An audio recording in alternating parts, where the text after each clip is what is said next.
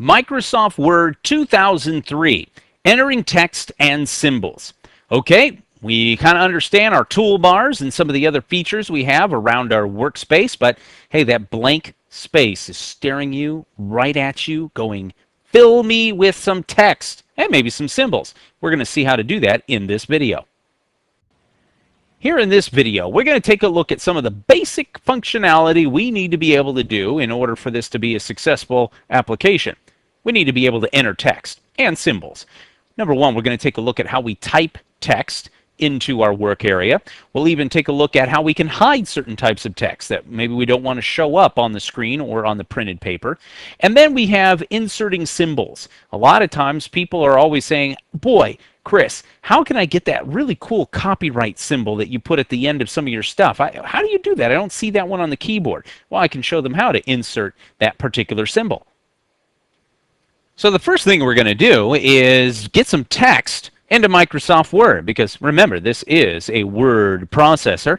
So here in Word 2003, again, we already see when we start off our Word application, we're going to give our blank workspace here along with our task panes. Let's go ahead and close these so we can see the entire real estate of what we're trying to accomplish here.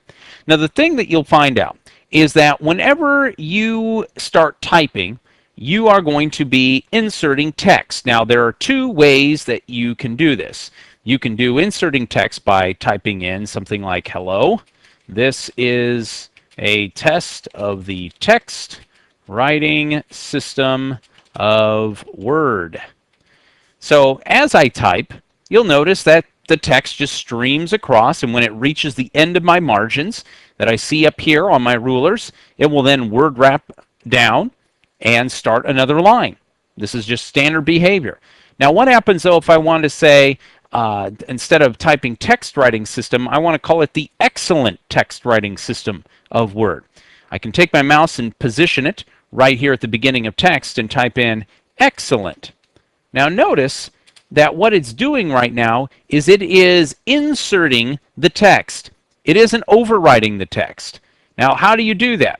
Well, down here you can see that you have the different ways that we have where tracking are turned on, and you notice this one is overtype. Overtype is turned off.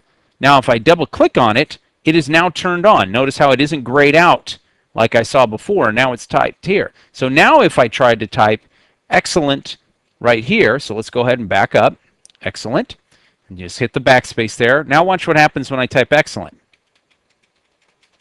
It writes over the text that I have. So my over type is turned on, so it will do, now it'll say the excellent text entering system of Word. And so if I do go back and I put my cursor somewhere and I have the overtype on, it will overtype. It's that simple. Now, we don't really want to do that all that often, and so we probably want to do it in insert mode.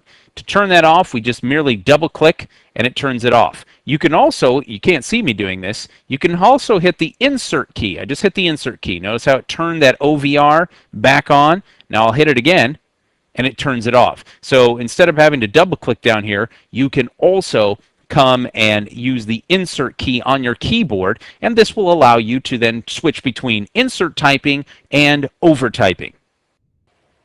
So now we've seen how we can put text that we can see on the page. But believe it or not, and we're getting started right off with a really cool tip, I can put in hidden text onto my pages. Now that might not make sense, but for example, let's say you have a short form of a document and a long form of the document, and it all depends on which one you're printing, which type you want. So I could add some other text here. For example, I'll go ahead and click down here, I'll hit enter and type in something else saying this is a second line of text. Now down here I'm going to hit enter twice so I can, have a little bit of space, and now I want to put some hidden text. To put in hidden text, all I need to do is click Control Shift H on my keyboard. And at this point, I can start typing in, this is another bit of text, but it's hidden.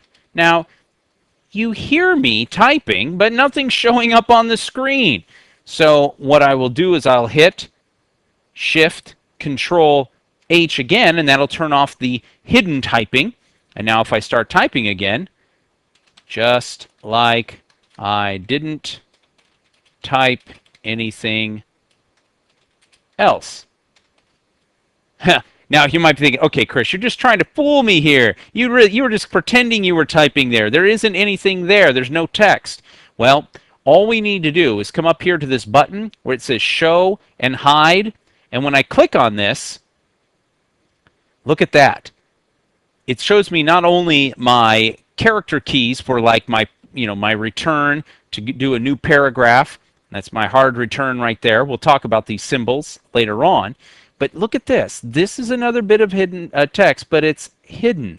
Just like I didn't type anything else. See, here we have the little bit of information that's not there. Now, if I click the Show Hide again, boop, it disappears. It's hidden text.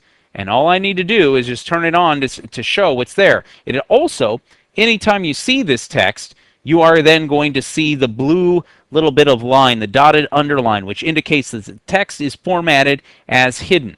Now you'll also notice something else here, and we'll deal with it when we get into grammar and spelling, but you'll notice this green squiggly line underneath the just like I didn't type anything else. And if I hold my mouse over it, it says there's a grammar problem here. Right-click on it to display the grammar suggestion. So I'll show you that right now. It says that right now, if I click on it, I can select text with similar formatting, or in this case, because I have the space, it says, okay, the grammar is now taken care of. Now we'll go ahead and turn off the hidden text here so we don't see it anymore. And let's take a look at some other ways of inserting text. We see how we can insert just standard text, like, hello, this is a test of the excellent text entering system of Word. But we can also do symbols as well. And see, again, I knew that grammar thing was going to come back here. So let me right-click on it. See, it says it's a fragment. Consider revising. So we'll go ahead and click on Ignore Once. And we'll take a look at the grammar settings and the spelling settings that happen on this a little bit later in the video series. So now it's just going to keep reminding me, hello, this is a bad grammatical sentence. Okay, so sue me. So let's take a look at symbols. Now, obviously, we have symbols that are on our keyboard. If I hit Shift and 1, I'm going to get an exclamation mark, an @ symbol, a pound symbol, the $sign. And if you look at your keyboard right now as you're watching this, you'll see that these are symbols that are located on the tops just by hitting Shift. I can get the tilde symbol by clicking on that somewhere on your keyboard. So you can have these type of symbols. You can also get symbols that are kind of neat by typing in a double dash, a space, and a word. So I can say double space symbol, and then hit space, and then doing a double dash, and then hitting space in another word. And you can see that what it does is it gives me the M dash. Now this M dash is called that. I just found this out the other day. It's called it because it's the width of an M, a capital M. So they call it an M dash. So here if I use 2 before a word, it just gives me two regular dashes. But immediately following a word, if I do 2 dashes, a space, and then type another word, it will then input something like that, which is a special symbol. So those are just little things that you can figure out or learn about as you are studying more and watching in the video. If I do some certain symbol, I'll try to make sure that I show you exactly what's going on with that. So now that we've seen how we can do some simple typing in symbols, what about inserting them from the symbol menu? All you need to do is click on the Insert, pick Symbol, and it brings up the symbol dialog box, which gives us a whole bunch of symbols that we can choose from. So I'll move this over here so we can see some of the things. In fact, let me go ahead and click here, and then I'll hit enter a couple of times so we can see it. So with the symbol dialog box open, we can choose from everything from Arial. So you can see here Arial, and we have different types of fonts that we can use. We have Greek capital letters, the Greek capital letter Sigma right here. So if I click that, it inserts it into my text. I can also use certain types of symbols. One of the more popular is, of course, wingdings.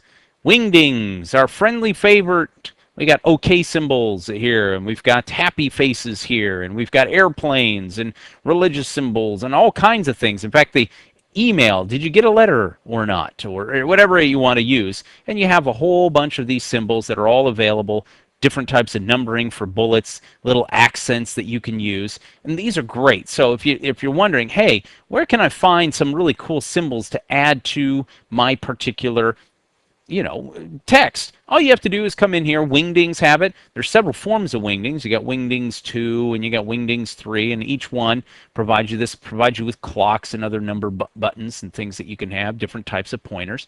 You also have Webdings. Webdings are kind of fun. These include little houses and buttons and icons that you can use, whatever it is, a metal. And again, we can put maybe a little spider web in there, maybe a cityscape, and we can insert these wherever we need to do, or wherever we need to place them. Some of the more popular ones are obviously used under recently used symbols. A lot of people like the copyright. A lot of people like the registered trademarks here. So you can use these. You got the euro. You've got the pound. I think that's the yen, not sure. But you have these different types of symbols that you can use, so that way you're not having to pretend if you're typing in maybe something that shows euros instead of a dollar sign. And of course, if you have a European keyboard and these are already built in, you can use those. Your mileage may vary depending on what you're utilizing. But the important point is, think of a symbol, pretty much any type of symbol, and you can find it. There are also special characters here, where this shows you some of those shortcuts. Remember the M dash that I created? Well, I can do an M dash, which is the long one, or an N dash, just by hitting these particular keys. If I want to do paragraph, you can do section, and here are the key marks. If you have shortcut keys, registered trademark, I use that one, or copyright. All of these are available to you. And again, you can create a new shortcut key for some of these other ones if you want, for the paragraph, for the section, or no width non-breaks, whatever you can do. You can create new shortcuts just by selecting on it and click on shortcut key. At this point it says, all right, there is no shortcut key. You can now press the new shortcut key, and at that point you can assign it and then save the changes where it needs to. So let's go ahead and close that. We don't need one for a no width optional break, but you can see the abilities that we have now just for inserting these symbols into our document. So I click close, and now I have Sigma, spider web thingy, and a city. I know. I don't know what I'm trying to type here, but you get the joke here. It's a lot of fun putting some of these symbols in. It really spices up text, and sometimes there are requirements based on things like, again, if you need to use the euro symbol or you need to use the Japanese yen or whatever it is. All right, we took a look at some of the very nifty things we do when we start off by inserting our text. Number one, we took a look at actually how we type in our text, whether we're using insert or overtype. Remember, insert bumps everything over to the right, where overtype, it just keeps going character by character and overtyping whatever you had. Then we took a look at how we can even hide some of our text if we don't want that to be visible to somebody, whether we're printing it out or showing it on the screen. And then we even have the inserting of our symbols. Some of those very cool symbols we saw. Everything, a plethora of symbols and special little features and characters that we want to use, whether we type them on a regular keyboard or we use the insert symbol feature. I hope this has been informative for you, and I'd like to thank you for viewing.